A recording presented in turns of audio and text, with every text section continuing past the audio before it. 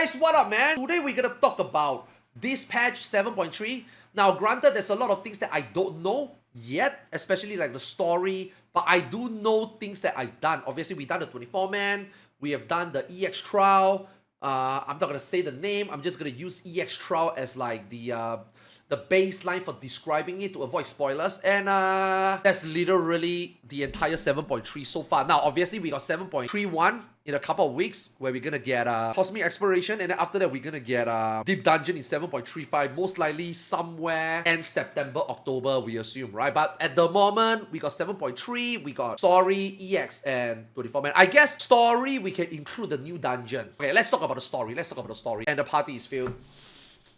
I will talk to you guys later. I told you! What did I tell you? The last 30 minutes, the party don't feel. The moment I start yapping, the party feel. Every single time. I personally don't do the story. It's not the first content I usually do. That doesn't mean that I don't enjoy the story. I enjoy the story later. But just based on how this game is being structured, they make you have to finish the story before you can do the dungeon and before you can do the EX trial, right? Now, I personally don't think that a single patch could save the entire story of the expansion. But I also haven't seen it, like I said earlier, so I'm not going to give too much feedback or speculation into this. It's already out. There's nothing to speculate. I will leave it to you guys to tell me whether it's good or not in comment. Now, don't tell me. Obviously, don't spoil it for me. I still need to watch it myself. Just say yay or nay, you know? With this finale, obviously, it comes with the EX trial. Or rather the final boss, which again, I'm not gonna say what the name is, I'm just gonna call it EX trial. But before that, we got the dungeon. Now, I done the dungeon. I personally thought the dungeon was pretty fun. They added in some like, I mean, there are things that doesn't change, right? War to war pool before boss, war to war pool before standard, Final Fantasy 14 template, standard dungeon, right? Story dungeon, whatever, right? EX dungeon, whatever, right? I do feel like they added in some elements that I think is pretty new or interesting. Again, not anything groundbreaking, but the fact that I think this is probably the first dungeon in a long time, having a healer is way better than having not. Now, a lot of people might be very confused. What do you mean? Every dungeon need a healer? No, not really. A lot of dungeons in this game at the moment don't really need a healer. In fact, no healer is faster. But I feel like this dungeon, they did some mechanical things that it's actually so much comfier and better to have a healer. Like, I think there's some dispels that you're gonna do. I think that there's some healing that you're gonna do. The second boss with the 1v1 mechanic, I thought was very interesting. Now, can you do it without healer? Of course you can. Of course you can. But I'm just saying that, you know, for the first time, it kind of feels that they are letting healer feel more important than the dungeon. So casual, more relaxed players might struggle. But obviously they let you use Phoenix Down. So make sure you buy Phoenix Down. Yeah, make sure you get Phoenix Down. Make sure you get like 99 Phoenix Down. It's gonna be useful from now on doing 4-man content. I feel like this dungeon almost feel like a Dawn Trail release dungeon where it actually feels that you need to pay a little bit more attention. So I think the dungeon is very good. The dungeon is very good. Even though we're gonna be doing it for the next like 3 months or even the next 8 months, this dungeon is okay. This dungeon is okay. So yeah, and that's that. So now the next is the EX trial. This expansion is very heavily leaned towards FF9. I never get to play FF9 a lot back then because my PlayStation 1 broke down midway through this too, so I never get to finish FF9. But apparently this EX trial has something to do with FF9. So clearly I don't know the reference, but I would say the EX trial is okay. I don't think the last boss felt epic like say Nidhogg to the end of Dragon Song. Even Tsukuyomi, I feel like Tsukuyomi felt better. But again though, this is after I know the story, right? So maybe I'll hold some reservation regarding this trial and how it fits into the story. But again, if I look at Warrior of Light is peak, right? I felt like Warrior of Light and the Shadowbringer really on the high, man. Like the fight itself, the setting, I just feel like Warrior of Light is peak. So this one, we are fighting this thing. I don't know, man. I don't know. I feel like maybe I will get more idea if I actually finish this patch story. But then again, I don't know. Yeah, let me know. Let me know in the comment section below whether you think this is worthy of a finale of the story. Is the story good? Did this story actually save Dawn Trail? Did the EX5 live up to its expectation as a boss of expansion? And I don't know. I don't know. I let you guys decide. So I'm now gonna shift to the EX fight itself. Honestly speaking, I think the EX fight is just an EX fight. I don't think it's like super difficult. I don't think it's super easy. I don't think it's bad. I don't think it's out of place. But I can tell you a few EX trial that feels out of place, right? For example, Zero Mus. Zero Mus as the final boss is expected. You know, you fight 4 Fiends, you fight Golbash, you fight Zero Mus. That's expected. I think the setting is okay, but like the EX version doesn't feel great for a final boss. I thought Golbash was better. I thought Barbarisha was better. right? And then after that, I would say End Singer was pretty bad. For EX Troll, End Singer was also pretty bad. There is a few bad EX Troll, but this one, I don't feel like they were at that end of being bad. But I also don't think it's like good, like say Warrior of Light. I don't think it's good like, say, even Nidhogg. I think this one is okay. I think this one is in the middle. I don't think it's bad. I don't think it's great. I think the difficulty is fine, and I think it's fun. As you can see, I got my wings on the first try.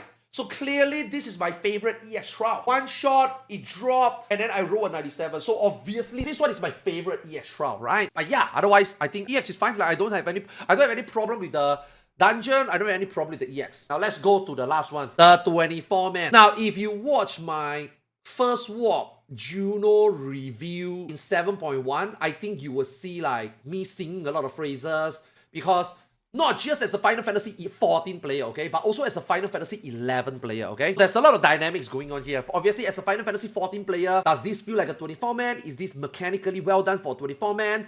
Does this feel like a proper, fun, hurdle, struggle, especially day one or week one to do? Is this something to talk about? You know what I mean? Oh, shit, you know, oh my god.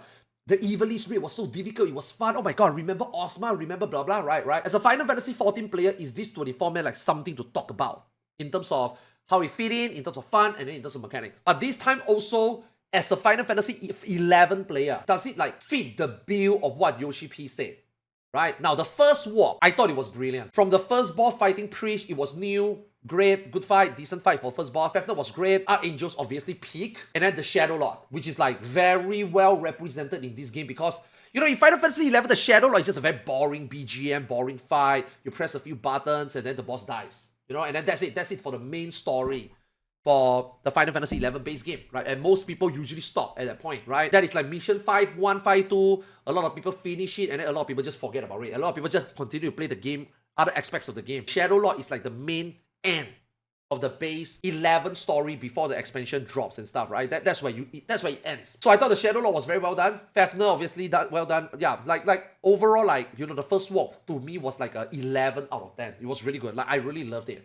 Right? Mechanics is also really fun. The way they do the light skill chain, the way they make how the fight felt chaotic, just like the Archangel fight in 11, that was great. Like, I love it. So now we got the second one. Now, the biggest question about the Final Fantasy 11 Echoes of Vana, it's always been, can you fit in the best of 11 within 3 trash mob each and 3 and 4 bosses each? So basically, out of 3 Alliance raid, you're gonna get 9 packs of trash, and then you're gonna get 12 bosses. That's the general number that you get, right? Final Fantasy 11 is such a big game and has so much crazy, memorable event fight, bosses, areas, zones. Can you fit them all in? Now, obviously, the answer is no. I don't think any Final Fantasy 11 players watching this would be like, yeah, they can. No, they can't. It's impossible. It's impossible. There's just too many good things in 11 to fit into 12, 15, 20 scenes, fast transition, a few trash mob, and then, you know, 40 bosses. It's impossible. But the first one, they picked 3 really good ones and an original one, Prish, right? So this second one, we were expecting like, okay, here we go. What are we gonna get for the next 4? Now, in the trailer, blah, blah, blah, we saw what we saw. There was already, like, at least to me. Now, my experience with other Final Fantasy 11 players' experience, obviously very, very difficult. We all play the game very differently, you know. There's JP community, there's NA community, there's Southeast Asian community. Final Fantasy 11 was very different, right? It's everybody in one server, you know. So my experience clearly is very different. The amount of HNM I do, the amount of event I do, the amount of times I play the game, let's just say even versus my wife or even versus any player is completely different, right? But that's not the point. The point, out of all this journey that we all been through, what are the memorable things? This 24-man, they did put in some memorable things. Like, obviously, I can relate, right? Like Kirin and the 4 lords or 1 lord. We will talk about that individually. And then we got the Ultima Omega in the Prometheus missions. And then after that, we got the Zilla brothers, obviously. Now, let's start with the first boss first. Kirin. Dude, why the f is Kirin in the BCNM? It's never in the BCNM. But you know what? They kind of missed it on the first walk where they show the Ru'aun garden, but then they didn't put it in that. It's fine. You know, now they put it into here. Okay, cool. You know, everybody remembers Kirin. Every Rise of the Zilla players or even like HNM player or just like casual NM player or Skylink Shop player, we all know what Kirin is and the 4 lord is. Fine. They put it in there, out of place, but it's cool. It's cool to see Kirin. I don't mind it. But the problem is, man, Kirin didn't do shit in the fight. Now, we can all say that, oh, you know, you go in day 1, you are clearly doing with the try hard, we are overgeared. But dude, the boss didn't even get to do more than 1 4 lots before it just dies. And Yoshi said that there will be 2. So they can't put all 4 in because the fight duration might be too long. And also this is the first boss, so they put in 2. But we never even get to C2 or come close to C2. So it's like, first of all, if you want to represent Kirin in this 24-man, you better have the 4 lots. Because it doesn't make sense just to have Kirin and don't show the 4 lots. Now, if you were to try to show the 4 lots, then you better try your best to at least show it. They tried to show 2. And we don't even see 2. So it's like, what are we fighting? Kirin and the 1 lot? So right off the woodwork, it's already misrepresented. As a 11 player, you're like, wait, what? And then as a non-11 player, it's like, wait, what? You know what I mean? Like, I just feel like they do it wrong there. I don't mind Kirin as a team because it makes me remember the amazing thing in Ru'aun Garden, in Ru'aun Vital, and fighting Kirin, right? I love it. But as an 11 player, it doesn't make sense. So, okay, whatever, you try your best. Fan service, cool. And then after that, we got a second boss. Let's not even mention that this time, between bosses, when we were fighting Trash Mob, we don't even get to traverse the zone. Not much. Like, for example, we get to walk the entire Juno from the starting point all the way to the auction house before we fight Preach. Like, that is awesome. But this time when we go to Sandoria, we just get 3 orcs and then we go to Ronfair. It's like, what is going on? Why is it cut short? Why does it not feel like this is like Dynamis, Juno, and then what they did for Sandoria is kind of like the same, you know? I don't know whether they are trying to like sell Dynamis Sandoria, but I don't think they are. And then you go to Ronfair. And then Ronfair, you fight a few more and then you go to the BCNM. So it's like, I mean, bro, it's literally just 3 steps from Ronfair to the BCNM. Whereas like from Boyara Tree to the Dragon's area, they also make the area kind of like very similar, you know, but this time it's a lot shorter. I feel like it's a lot shorter. So there's like a clear disjunction compared to the first one. So then when you finish the BCNM and then you go to the second boss. I mean, they just start off with the airship. I thought it was really cool.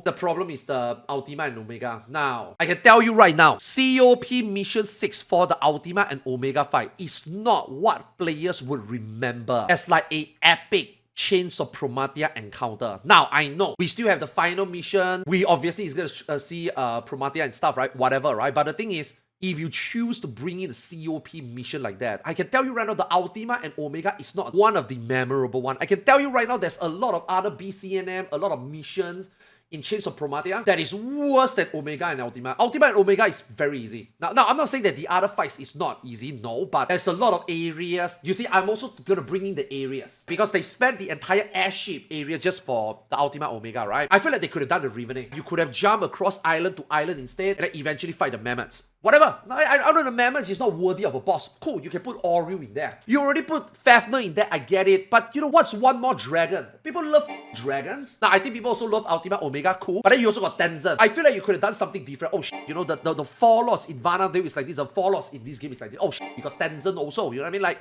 the Tenzin fight and the 3 Taru fight, I thought was also really good. Now, it's a Zergable fight. But let me tell you, man, people remember that way more than Ultima Omega. People remember the Sicaria fighting the 4 more, going through the place, getting f***ed by those shadows. I thought those were also like way more memorable than 6-4, right? But they decided to do 6-4. They decided to do Ultima Omega. I think it's okay. I just feel like Yoshi said in the recent interview, they want to put in the most iconic and the most memorable stuff. Based on what I just explained to you, the Ultima and Omega is not one of the most memorable stuff in the entire COP. They picked it. The Kirin is one of the most memorable things. They added in good, weird placed, and bad implementation. So now we go to the third boss. Now, a little bit of history for the third boss. The third and fourth boss are the Zealot brothers. They are like, you know, part of the Rise of the Zealot expansion, the story, you know, they rule Juno and blah, blah, blah, right? But let me tell you, no one cares. Because back then, when Rise of the Zealot came out, a lot of people only did until like Mission 11, Mission 12, Mission 13, so that they have access to Sky, they can go to Ru'aun Garden, and then they can farm the 4 lots,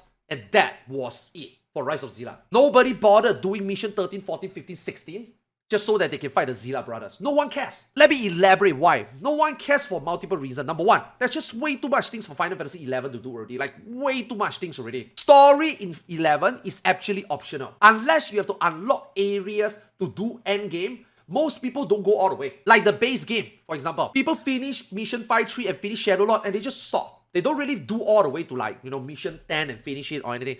So Rise of the Zealot, the first expansion, most people do 11, 12, 13, and then they just stop. They just do 4 lots. They just do endgame. They just go to Sky. Now, this is me being JP, playing on launch. You would get lucky if one day you stand in Juno and 1 or 2 people shout ZM16 to do the Zealot brothers. Very, very rare. Not a lot of people want to do it. Let alone NA. NA don't even bother during my time. The NA community and NA players I play with, or Southeast Asian or JP, no one cares about doing them.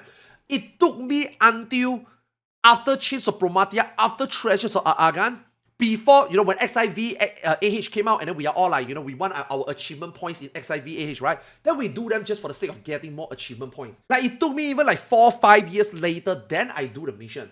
There is a lot of people in the game that even today haven't go and done the Zilla Brother. So the Zilla Brother mission is not that important. It's not that memorable. It's just something that we remember. Main reason is also because Rise of the Zilla Brothers doesn't have any reward when you finish the story. Now, in Final Fantasy XI, story is endgame. The boss fights that you do, the area that you go through, those shit is not free, man. You actually need like static, organized group to actually get it done.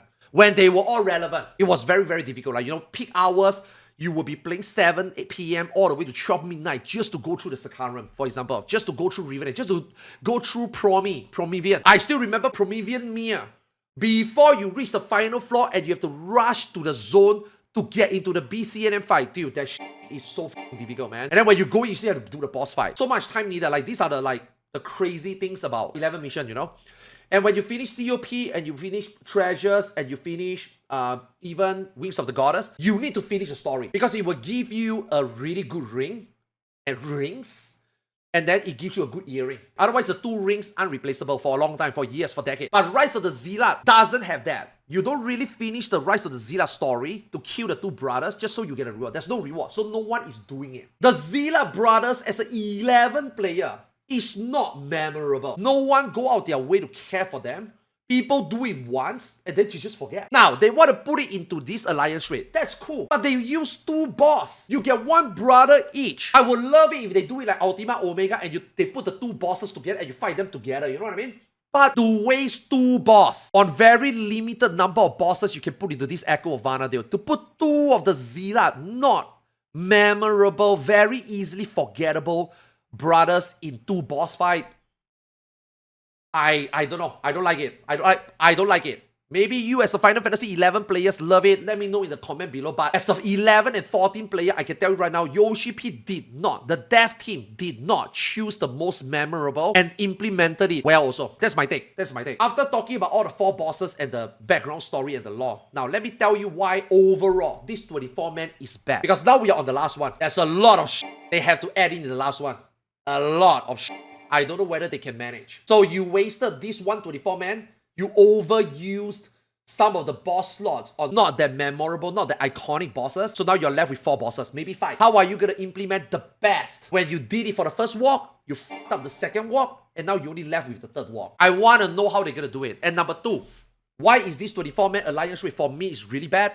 It's because the mechanic is also boring. The setting is wrong. Choosing the best of 11 was clearly missed by a long shot. This reminds me of the Puppets Bunker. Obviously, a lot of you guys have done Nier, right? You want to know what is the problem with Puppets Bunker? The problem with Puppets Bunker is not that Puppet Bunkers was bad.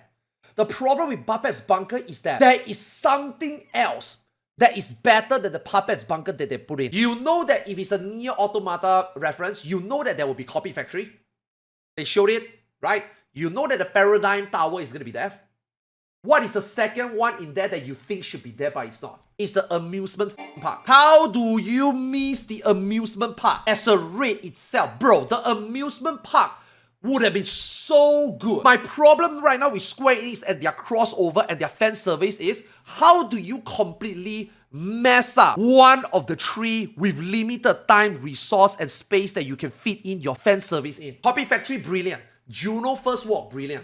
Paradigm Tower, brilliant. I'm pretty sure the next one will be brilliant. It's the finale. It has to be all the big shit. I think it will be great. But your second one, how do you miss amusement park?